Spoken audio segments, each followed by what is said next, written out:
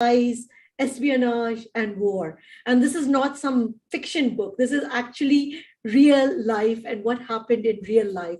I'm so excited because I shouldn't even say excited, but intrigued to understand this, given the situation that's happening around the world. We all want to understand, how do we gather intelligence? What is intelligence? How do we know about what's happening in the world? So today I'm live with Anusha Nandakumar, and we're going to talk about her new book, The War That Made R&AW. It's an unusual book that it is the first book that exhaustively talks about the intelligence agency that is now integral to the safety of India. It also honors the brilliant heroes Kao and Nair that remained behind the scenes and mapped out surveillance strategies for the country. The War That Made R&AW was published by Westland in collaboration with Golden Pen and is written not only by Anusha, but with another filmmaker, Sandeep, Saket. So they collaborated on this project. A lot of you probably already know Anusha, so I don't have to talk about her. She has a very popular Marathi YouTube channel, Bha Di Pa, and she's also a National Film Awardee. So many accolades. So first of all, welcome Anusha to Sipping Thoughts. We're so excited to have you here. Thank you. I'm very happy to be here. So tell us, of course, everybody is dying to know. You've written this book with Saket. Both of you are filmmakers. Why did you want to write a book? And of course, the curiosity, is this the start of some series is going on in our head? Yeah, both of us are filmmakers and we are also married. So, it was I think we took a big risk by working on this book together because it was a big collaboration. But jokes apart, we work a lot together, and we both studied at Satyajit Ray Film Institute in Kolkata, and Bangladesh and refugees and all of that was a big part of our studying. When we were studying, that was all around us, and we would talk about it. And so there was always a curiosity around Bangladesh and stories that we heard about the liberation. And Sandeep actually he did his history honors from Hindu College, and he always had that the inclination towards telling those kind of stories. So I think it just started from there. We got talking, and then we realized we don't know much about our intelligence agencies. We don't know much about India's wars also. So, and then one day while jamming, we realized, this is like such an interesting journey for the formation of RAW and their first big victory, which came literally 2.5 years after their formation, which was the liberation of Bangladesh. So we just started doing research on it, and then you know how that happens. Once you start get going with something, you just jump into it, and we found a lot of things.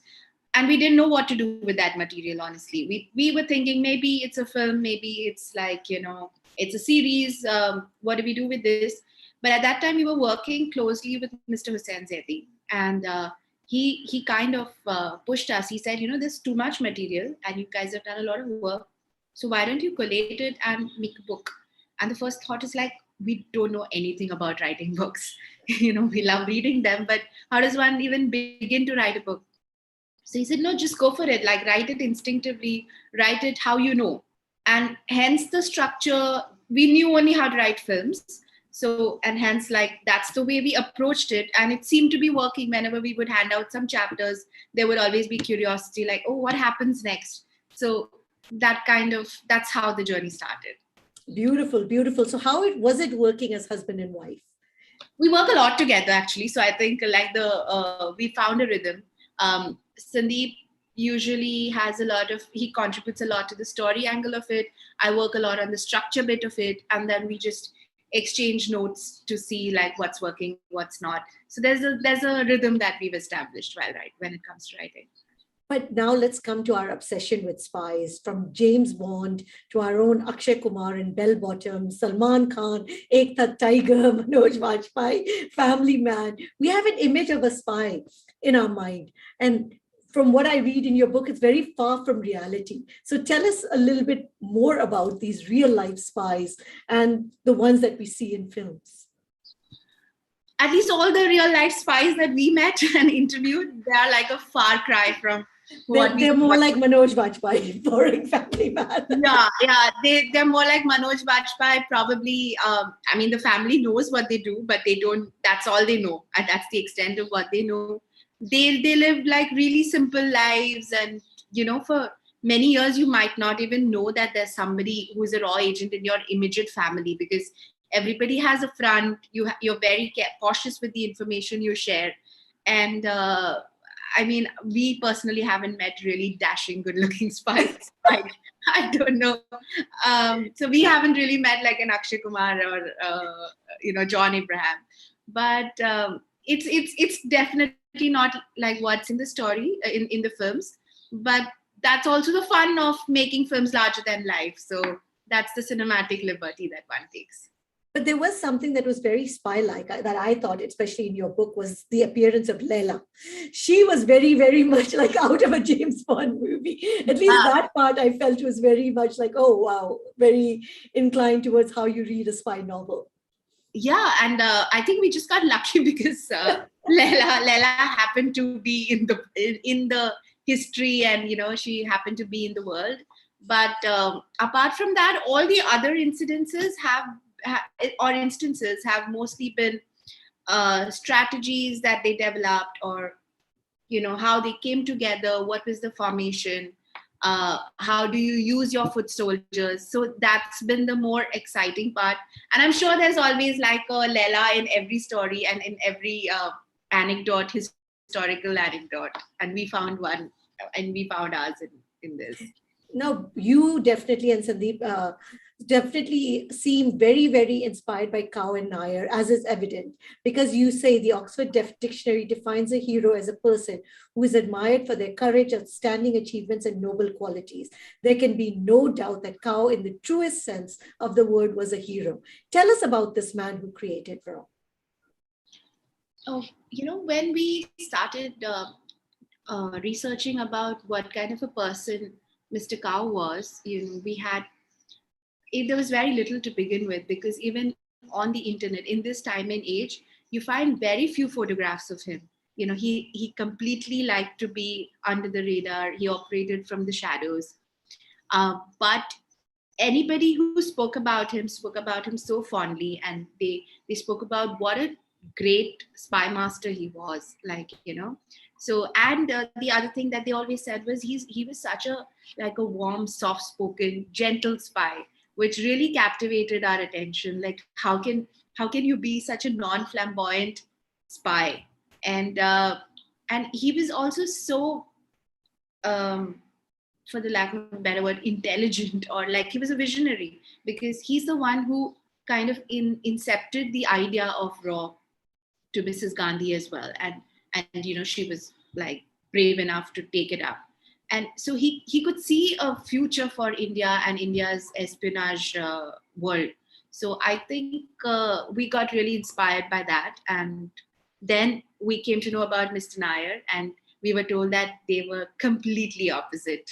And they were like chalk and cheese, and where Mr. Kao was gentle and soft-spoken, Mr.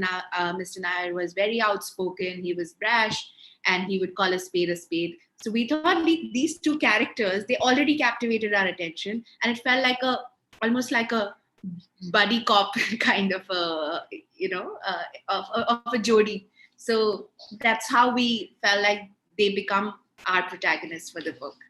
Now tell us, because we had the Intelligence Bureau, and for the uninitiated, why did we even need Raw? Why did India need Raw? So we had the IB, and the IB was doing a fairly good job, or that's what everybody was thinking, till the 1962 and the 1965 wars happened. And because the IB was primarily operating in gathering internal intelligence, we were at that point, India was relying at the CIA, the Mossad, etc., for the external intelligence. And CIA, Mossad, everybody had their own affiliations with other nations, So the information that would come through was probably not enough or not reliable. And India realized that when the 1962 war happened, where it was like we were just caught by surprise. And even the 65 war, even though we won that war, it was literally like when Pakistan was at our doorstep that we realized like, oh wow, we have to get into a war. So those two things, 65 especially, was like a wake up call. And there was a committee that was put together to analyze the failures of of the war and of the IB. And that's when we realized like just one internal agency would not be able to do this. And Mrs. Gandhi also analyzed and saw that across the world there are different agencies that do an internal gathering and an external intelligence gathering. And that's when she thought like, okay, this is the right time for us to assert ourselves and have our own intelligence gathering. And that's when the RAW came into play. Now, I love it when you said this in your book, RAW. What kind of name is that? Because even Nair was incredulous. Kao corrected him. It is RAW, Research and Analysis Wing. Actually, why such a boring name? Because, he just kind of put it very exact. We have also been very curious about this. I don't think we have an exact answer. We've tried to answer it in our book because all the people we asked, I think all the RAW agents now, they hadn't even thought about this question. So when we asked them, they took a moment and they would laugh out loud and they say that, yeah, God knows why would they keep such a name? Like, it's so boring. And I guess that's where the answer lies. They wanted to be projected as boring because it was, Mrs. Gandhi had just come into power and this was one of the biggest decisions she had taken right after, becoming prime minister. So I think it was supposed to be a front. They wanted it to be not known as a intelligence agency. They thought like, we'll project ourselves as an arm of the government that does some boring desk job, like that kind of work. And then we'll get away with it. And I guess they did. So it was only after the war and when they won it, that's when people realized like, oh, RAW is bigger than just a boring desk job. Before we get into intelligence and the need for it today, please tell us about how intelligence, especially in the Bangladesh war, helped us win the war. And I know it's very hard to take all your pages and do such a very simple question. Yeah, I mean, I guess when RAW was formed, the first, I guess one of the first tenets of intelligence gathering is keeping an eye on your neighbors. And RAW had formed and they knew that there was a language uprising that was happening in East Pakistan at that point, Bangladesh. So they had their eye on that, and they were seeing that Sheikh Mujibur Rahman was an upcoming politician over there. So they were trying to make inroads there. Then they knew that in Pakistan there's been like a change of power happening. They would need to consolidate both their parts. So in the midst of all of this, RAW started doing their own operations. They started sending their foot soldiers. They started doing intelligence gathering. And while doing this, they could see East and West Pakistan slowly crumbling. And they knew that it was going to be inevitable.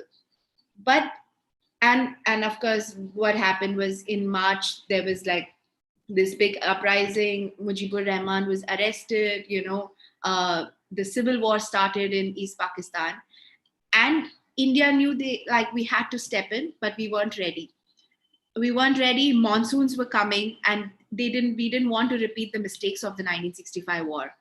So we needed to be absolutely sure, because it was also a war that India needn't be involved in. It was a war between the West and East Pakistan. We just happened to be in the middle. And then, of course, the influx of refugees forced us to kind of take a stand, because our resources were being depleted. But we still needed those 6 months. So while the military took those 6 months to kind of, come up with strategies for on ground, it was RAW, and especially Mr. Kao and Mr. Nair, who came up with different other strategies to keep like a psychological warfare going, and, to buy time so that our army, navy, and all our armed forces could find their time and finally take that decision of, okay, now we'll get into this war and we'll win it. So that's how, I mean, in a nutshell, this is what No, we but you did. explain it very well in your book and how important they were, that without them, it was possible that we would not have won the war. And I want to come back to now the psychological warfare that you talk about, especially now, because media and media management, espionage, counter espionage, information and misinformation, it's bloody complicated. Yeah. So I think the two biggest contributions that Raw did for the war was one, like the guerrilla warfare that they did, which was, the training and the forming of Mukti Bahini. They supported the rebels who, like, they were all the refugee rebels who wanted to fight back, and Raw kind of trained them and give them that kind of support on the ground. And with psychological warfare, it's basically, yeah, like in a kind of media and information management. So Raw, I think, found a very interesting way to do like a Chinese whispers web, where something that would be just a small number would then just be blown up, and the information would be passed around and made credible enough. Like, for example, there was uh, we were all it was towards the end of the war, and we had almost won everything. Only Dhaka was remaining, and they had to the fastest way to get to Dhaka would be to airdrop soldiers. And there was an airdrop that happened successfully at Tangel, which is very near Dhaka. 500 soldiers were dropped, but somebody in Raw had the foresight to take up a file picture where there was a battalion of 5,000 soldiers that were dropped, and 500 became 5,000. It went to the BBC. The BBC relayed it. So people were like, oh, if the BBC is saying it, that must be credible information. That demoralized the Pakistani soldiers, and then they already thought they had lost the war. So this is one example of psychological warfare that they did. But they also kept the narrative up of how they don't want to be a part of the war, and they didn't want to be seen as the aggressor. So a lot of different information was given out to make sure that it was also PR in a way, to say that India is not the one starting this war. We've just been dragged into it, and now we have to finish it. So And it's beautifully explained in your book. But one question always comes up, especially now. Now, fast forward to today. How important is Raw today for us? I mean, it's very important because we are always taken by surprise by, at least we as civilians feel like we've been taken by surprise with all of these geopolitical changes that are happening, and which nation is aligning with whom, what is happening. And we are in such a precarious situation when it comes to our neighbors. There's so much of aggression. We don't have the best of relations with most of our neighbors. So intelligence gathering is of essence, and it's always going to be it's going to be always going to be very valuable. So I mean, we need a very strong intelligence gathering agency, that's for sure. I know, because there's a lot, of course, always comes up into the press about a lot of ills plaguing Raw or IB or any of the other. So you're always wondering, how effective are these? Especially these days, we ask, because of so much conflict happening in Afghanistan, the Taliban, all the stuff. How come none of the intelligence agencies predicted what was going to happen? Is this just a failure worldwide? Yeah, I guess it is, because I mean, in a way, everybody knew it's going to happen, because that was one of also Joe Biden's campaign promises, that he's going to withdraw troops, and he did that. But I don't think anybody predicted the speed at which it's going to happen. And they also didn't realize, like, and India is aligning with the Northern Alliance, and we bet on the wrong horse. We thought, like, they would be capable of pushing the Taliban away, but of course nobody was capable of that, not even the US. So the speed at which it happened has definitely it's a colossal intelligence failure, and worldwide. No, because everybody is asking, we've got all this intelligence, all this surveillance, how could we not know how strong Taliban was?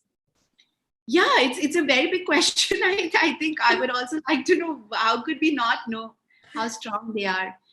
Like, I think we kind of thought that the US is going to continue that war, and we were kind of banking on them. And when just one fine day they said we're done with this, and we hadn't kind of figured our path out. So when they got done with it, we didn't know what to do, and then the Taliban just came, and it's Question. swept in, and yeah.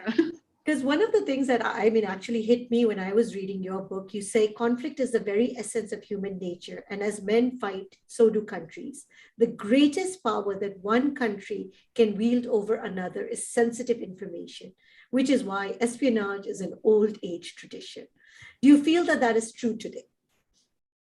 That is true. I mean, that's what keeps even the internal politics and political situation going, right? Like, there's so many things change, so many partnerships are formed, so many alliances are broken, and a lot of it has to do with what sensitive information we have over whom.